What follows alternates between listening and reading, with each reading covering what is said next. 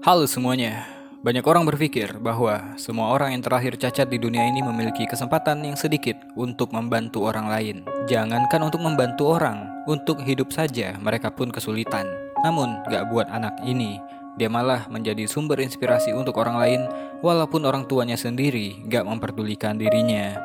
Film yang akan saya ceritakan ini judulnya adalah Simon Birch yang dirilis di tahun 1998. Semoga alur cerita film kali ini bisa diambil hikmahnya. Langsung aja kita masuk ke alur ceritanya.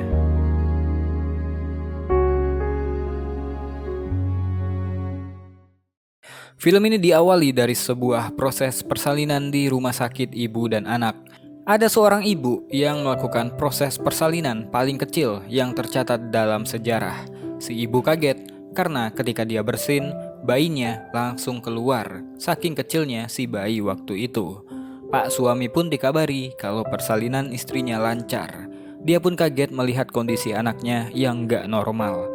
Anaknya itu dilahirkan dengan ukuran yang kecil, organ hati yang abnormal, bahkan divonis gak bisa bertahan hidup pada malam itu. Namun ternyata takdir Tuhan berkehendak lain. Dia bertahan pada malam itu. Walaupun komplikasinya besar, dokter pun memvonis ulang. Mungkin bayinya gak akan bertahan selama 1 minggu. Tapi lagi-lagi prediksi dokter meleset. Mereka tetap membawa bayi tersebut pulang ke rumah. Minggu berganti minggu, tahun berganti tahun, si bayi pun tumbuh besar. Dia diberi nama Simon. Namun, pertumbuhannya nggak normal seperti anak-anak pada umumnya. Simon hanya tumbuh maksimal setinggi lutut orang dewasa. Harus menggunakan kacamata dan alat bantu dengar.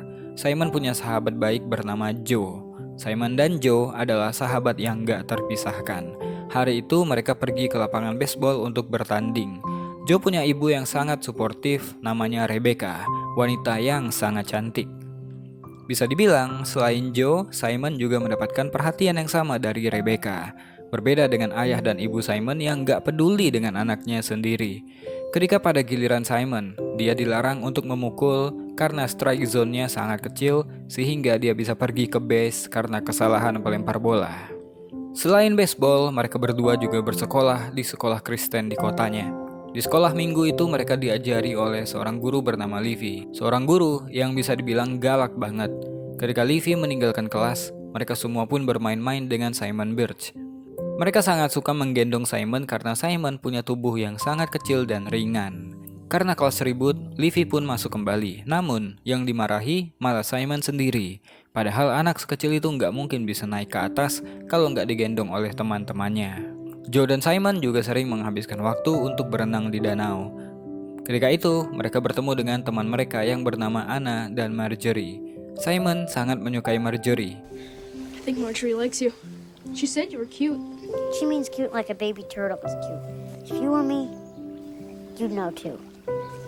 Joe tinggal di rumah neneknya. Joe sering banget mengajak Simon ke rumahnya untuk bermain dan juga makan. Neneknya yang bernama Evie kadang-kadang kesal dengan kelakuan Simon yang nakal. Hi, ladies. That creature, that child is positively unnatural. Ketika makan malam, Rebecca pun hadir dengan mengatakan kalau dia bertemu dengan seorang pria di kereta api. Evie langsung menuduh apakah Rebecca sedang hamil, karena terakhir kali ketika Rebecca bertemu dengan seorang pria, dia mengandung Joe. Gak butuh waktu lama, seorang pria bernama Ben datang ke rumah. Ben langsung mengenalkan dirinya kepada Joe dan Simon. Ben pun memberikan hadiah pada Joe untuk mengambil hatinya. Ketika kado itu dibuka, Joe terperanjat karena di dalamnya adalah sebuah terenggiling yang diawetkan. Namun, Joe gak suka dengan hadiah itu. Sebaliknya, Simon menyukainya. Malam itu, Joe meminta izin pada Rebecca supaya Simon bisa menginap di rumah mereka. Rebecca setuju asalkan orang tuanya Simon mengizinkan. Jadi, Simon pun menelpon orang tuanya dan benar aja, mereka nggak peduli dengan Simon. Can I sleep over at Joe tonight? Get up here.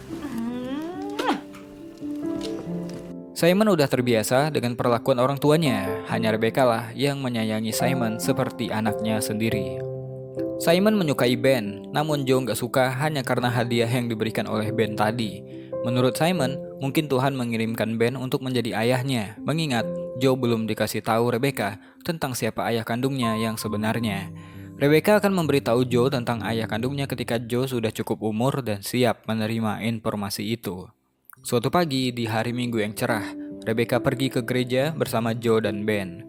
Sementara Simon hanya diantar oleh ayahnya dan gak pernah menemani Simon ke gereja. Rebecca kemudian memberikan hadiah sebuah sweater buatannya untuk Simon karena Simon gak punya pakaian untuk musim dingin. Ayah Simon menolak membuatkannya karena harganya yang mahal. Ketika di dalam gereja, seorang pendeta bernama Russell memberikan kabar tentang kegiatan-kegiatan mendatang. Simon yang punya selera humor yang lumayan, kemudian menentang pendeta Russell karena menurutnya kegiatan yang akan dilakukan oleh gereja gak ada hubungannya dengan peningkatan iman mereka kepada Tuhan. Beberapa orang tertawa mendengarkan perkataan Simon, namun gak dengan pendeta Russell. Ketika berada di sekolah minggu, Simon dihukum oleh Livy karena Simon gak mau meminta maaf pada pendeta. Simon dihukum untuk duduk di depan kelas tanpa boleh meninggalkan ruangan. Joe pun memohon pada pendeta untuk melepaskan Simon, namun pendeta menolak karena dia mau Simon berkelakuan seperti anak yang normal. Joe pun melaporkannya kepada Rebecca. Tentu aja, Rebecca langsung melabrak Livy yang tengah menghukum Simon di kelas. Rebecca pun langsung menjemput Simon untuk keluar. Livy mengatakan Simon gak bisa terus-terusan menganggap kalau Tuhan punya rencana untuk dirinya. Menurut Livy, Simon menakut-nakuti anak lain dengan pemikiran-pemikirannya. Namun menurut Rebecca, Simon punya iman yang lebih baik daripada yang Livy ketahui. Simon pun berterima kasih pada Rebecca karena udah menyelamatkannya dari hukuman. Tanggal 30 Oktober 1964, ketika itu tim baseball mereka kalah telak. Supaya cepat pulang, pelatih pun tiba-tiba punya ide untuk menyuruh Simon memukul bola. Pelatih selalu melarang Simon mengayunkan pemukulnya, namun kali ini karena situasinya yang gak mungkin menang, pelatih menyuruh Simon mengayunkan pemukulnya. Situasi udah nothing tulus saat itu. Simon pun dengan senang hati melakukannya. Kala itu, bola yang dilempar berhasil dipukul dan melambung tinggi.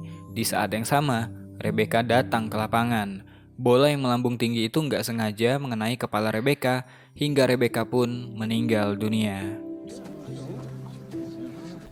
She's dead.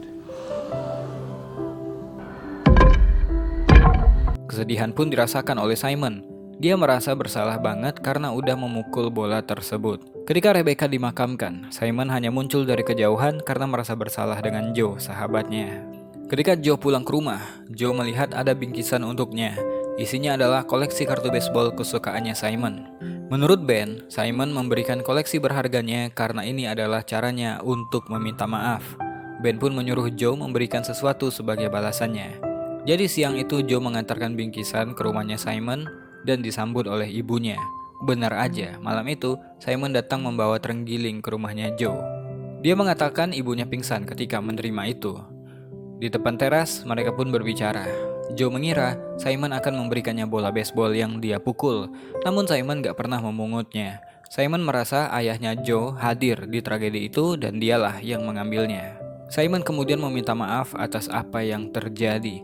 Simon mengatakan dia adalah instrumen Tuhan dan kecelakaan kemarin termasuk dalam rencana Tuhan. Mendengarkan hal itu, Joe pun marah. Dia mengatakan gak ada Tuhan di dunia ini. Apa yang terjadi dengan Rebecca adalah kecelakaan dan Simon terlahir kecil adalah suatu kelangkaan yang terjadi di dunia medis itu saja. Joe pun kemudian masuk ke rumah meninggalkan Simon.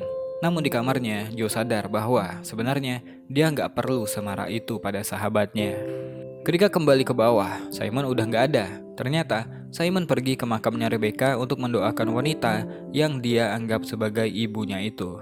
Gak lama setelahnya, Joe pun datang menyusul. Joe ingin mereka berdua menghadapi kesedihan ini bersama-sama. Singkat waktu berlalu, semuanya kembali normal. Mereka berdua pun masih sering menghabiskan waktu bersama tanpa pernah lagi membahas tragedi di lapangan. Karena mereka berdua tahu itu terlalu menyakitkan untuk dibahas. Yang Joe tahu, sebesar dia mencintai ibunya, Simon mencintai Rebecca juga sama besarnya. Karena hanya Rebecca satu-satunya sosok ibu yang nyata buat Simon. Suatu malam ketika pulang ke rumah, neneknya memanggilnya untuk berbicara. Sang nenek mengatakan bahwa dia udah tua dan gak mungkin ada di samping Joe terus-menerus. Neneknya berpesan ketika dia meninggal, gak akan ada yang menjaga Joe. Masalahnya, ayah kandung Joe hanya Rebecca yang tahu. Jadi masa depan Joe harus mereka tentukan dari sekarang. Sang nenek mengatakan mulai saat ini, Joe harus mulai belajar mandiri. Joe pun jadi kepikiran untuk mencari tahu sendiri siapa ayah kandungnya. Berdua dengan Simon, mereka pun seperti bermain tebak-tebakan, menganalisa tersangka yang mereka punya, dan menebak apakah orang yang mereka curigai pernah punya hubungan spesial dengan Rebecca atau tidak. Ketika itu, guru olahraga mereka yang bernama Baker lewat di depan mereka. Sadar dengan kehadiran Joe di sana, Baker pun menyempatkan untuk mengatakan bela sungkawanya karena ketika pemakaman dia nggak sempat mengucapkan secara pribadi. Baker mengatakan Rebecca adalah orang yang sangat spesial. Mendengarkan hal itu, Baker menjadi kandidat utama sebagai ayah kandungnya Joe. Dia berharap Baker benar-benar ayah kandungnya. Yang mereka perlukan hanyalah bukti. Untuk itulah, Joe dan Simon pun berencana untuk mengendap-endap ke ruangannya Baker setelah semuanya bubar sekolah. Mereka berencana untuk mencari bola baseball yang dipungut. Jika memang ada, maka benarlah Baker ayah kandungnya Joe. Di lemari, memang terdapat satu bola baseball, namun ternyata itu bukanlah bola yang menyebabkan ibunya meninggal. Joe pun emosi dan melemparkan bola itu hingga kaca jendela pecah. Karena hal tersebut, mereka berdua pun harus dibawa ke kantor sheriff untuk ditanyai. Sheriff pun menugaskan mereka berdua untuk ikut dalam pelayanan sosial membantu pendeta Russell sepanjang liburan Natal. Karena nenek Joe nggak bisa menjemput mereka dan orang tua Simon bahkan setelah ditelepon mengatakan nggak peduli jika Simon harus dipenjara. Akhirnya, mereka terpaksa memanggil Ben untuk menjemput mereka di sana. Ben nggak marah, malahan dia ingin membawa mereka makan pizza atau hotdog. Namun, Simon nggak mau karena itu seperti penghargaan atas sikap buruk mereka berdua. Sebagai gantinya, mereka pun pergi ke danau. Joe menceritakan alasannya kenapa dia berbuat demikian. Sayangnya, Ben pun nggak tahu karena Rebecca nggak pernah cerita masalah itu. Untuk mencairkan suasana, mereka pun membicarakan kebaikan-kebaikan Rebecca. Gimana Rebecca selalu saja membahas Simon setiap kali Ben berkencan dengannya.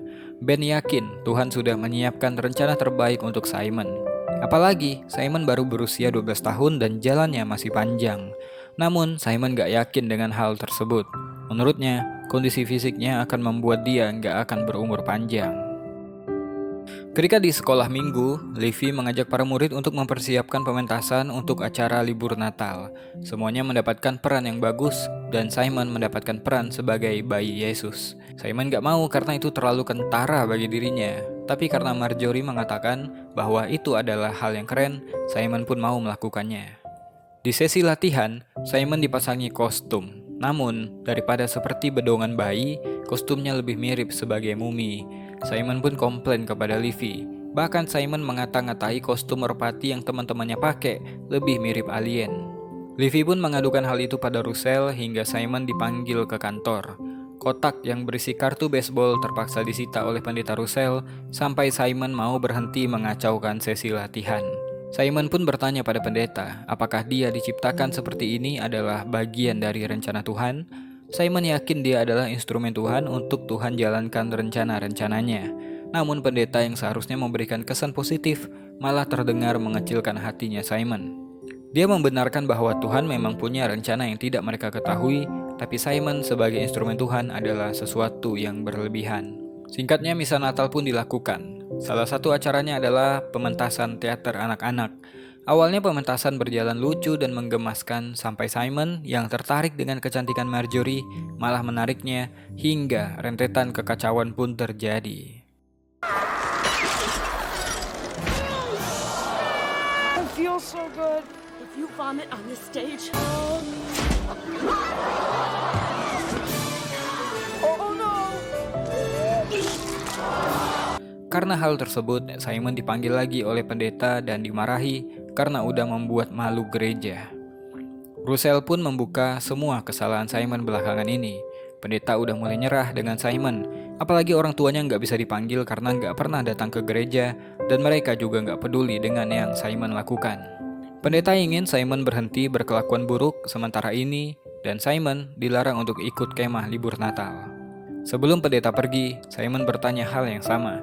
Dulu, dia yakin bahwa Tuhan punya rencana untuk mereka masing-masing. Sekarang dia nggak begitu yakin. Dia ingin pendeta meyakinkannya, namun pendeta mengatakan nggak bisa melakukannya. Sepulangnya dari sana, Joe mencoba menghibur Simon. Ketika itu Simon nafasnya udah terengah-engah dan mulai batuk. Joe mengkhawatirkannya, namun Simon memilih untuk pulang ke rumah berjalan kaki sendirian karena hari itu adalah hari Natal. Dia ingin bersama keluarganya walaupun dia nggak pernah dianggap. Di rumahnya, Simon menghabiskan waktu di kamar dan terbaring sakit di tempat tidur. Suatu hari, Joe pergi ke rumahnya dan ibu Simon mengabari kalau Simon sakit. Joe ingin melihat keadaan Simon sebelum dia pergi kemah libur Natal, namun sayang, dia nggak diizinkan masuk. Ketika itu, Joe juga bertemu dengan ayahnya Simon. Ayahnya ini bilang Simon adalah pengacau kecil karena seluruh kota membicarakannya. Joe pun langsung membela Simon di depan ayahnya itu. Your son is not a screw-up, he's a hero, and you don't deserve him. I want you to know that. Keesokan harinya, sebelum Joe pergi, Simon pun datang menemuinya. Joe berharap Simon bisa ikut, namun Simon harus beristirahat di rumah. Simon berencana untuk menyelinap ke kantornya pendeta Russell untuk mengambil lagi koleksi kartu baseballnya. Setelahnya mereka pun berpisah. Keesokan harinya, Simon benar-benar serius dengan niatnya yang ingin mengambil kotak kartu baseball miliknya di ruangan pendeta Russell. Walau dengan tubuh kecil, Simon bisa memanjat ke atas lemari dan berhasil mendapatkan kotak baseball miliknya. Selain itu, Simon juga menemukan bola baseball yang mereka cari-cari selama ini. Sementara itu, di tempat lain, pendeta Russell berbicara pada Joe mengenai gimana ceritanya Joe bisa dekat dengan Simon dan menjadi sahabat baik. Joe berkata bahwa mereka berdua punya kesamaan. Jika Simon selalu diejek karena fisiknya, Joe diejek karena dia merupakan anak di luar nikah dari ibunya. Mendengarkan hal itu, pendeta Russell jadi terketuk hatinya. Hingga di suatu waktu dia memanggil Joe untuk berbicara empat mata. Di kesempatan itu, Russell jujur bahwa 13 tahun yang lalu dia bertemu dengan Rebecca sebelum dia menjadi pendeta gereja. Joe nggak percaya dengan apa yang dia dengar. Di tempat lain, Simon dengan ditemani oleh Ben, mereka ingin pergi menyusul Joe dengan membawa informasi penting.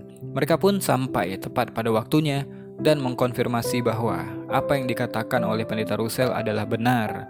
Dia adalah ayah kandungnya Joe. Simon mencoba menghibur Joe. Dia menyesal karena mengetahui pendeta Russell adalah ayahnya. Pantas saja Rebecca merahasiakan hal ini selama 13 tahun dari siapapun. Di hari itu, mereka pun pulang. Simon ikut naik bis, sementara Ben mengikutinya dengan mobil di belakang. Di dalam bis, Joe mengatakan mungkin inilah takdir dari Simon. Tuhan menciptakannya untuk membantunya menemukan ayah kandungnya. Ketika di jalan, supir bis terkejut ketika ada rusa menyeberang jalan. Es di jalan membuat bis tergelincir terjun menuju jurang hingga bis jatuh ke danau. Pendeta Russell pingsan karena dadanya terbentur. Supir bis yang ketakutan malah membuka pintu untuk kabur duluan sehingga air jadi cepat masuk. Di tengah-tengah kepanikan, Simon dengan tenang memimpin dan mengomandoi mereka semua. Stop it!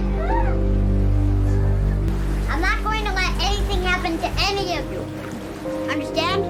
Dengan komando yang diberikan oleh Simon dan juga Joe, penumpang di bis dikeluarkan satu persatu. Namun karena terlalu lama, bis malah masuk ke tengah danau. Untungnya ada Ben yang membantu mengevakuasi. Simon menyelamatkan satu anak yang kakinya masih tersangkut. Kemudian, Simon menyerahkan pada Joe melalui jendela. Namun, karena arus terlalu kuat, bis yang terisi air malah jadi tenggelam. Untungnya, Simon bisa menyelamatkan dirinya sendiri dan berhasil timbul ke atas. Semua pun berhasil selamat dan gak ada korban jiwa. Singkatnya, Joe terbangun di rumah sakit.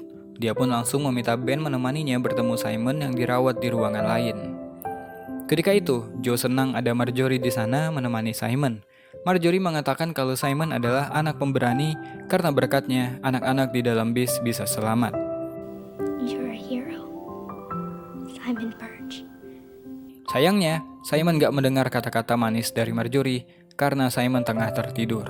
Joe pun kemudian membangunkan Simon. Namun Simon udah kelihatan pucat banget.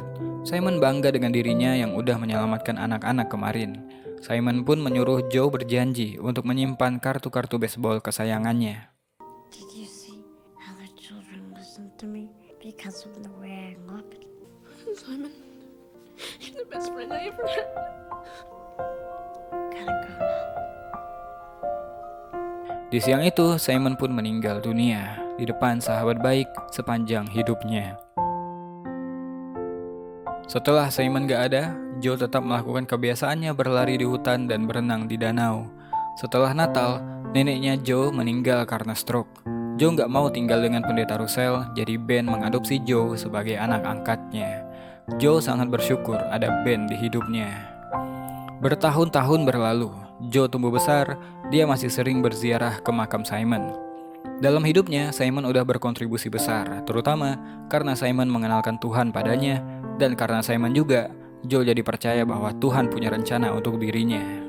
Joe selalu mendoakan Simon seperti doa yang Simon sering ucapkan pada Rebecca. Waktu itu, Joe udah punya anak, dan untuk mengenang Simon, dia beri nama anaknya itu dengan nama Simon. Film pun selesai. Simon Birch mengajarkan kita tentang pentingnya iman dan keyakinan terhadap Tuhan, dan juga selalu optimis dalam hidup, bahwa apapun yang terjadi dalam hidup kita saat ini, semuanya sudah direncanakan oleh Tuhan. Kita semua nggak ada yang tahu apa yang akan terjadi esok hari, namun Tuhan Maha Tahu, sehingga kita cukup pasrah saja apa yang sudah digariskan pada kita, dan tetaplah hidup di jalannya. Mungkin itu aja buat video kali ini. Saya Besa Putra. To be continue, jangan bosan jadi orang baik.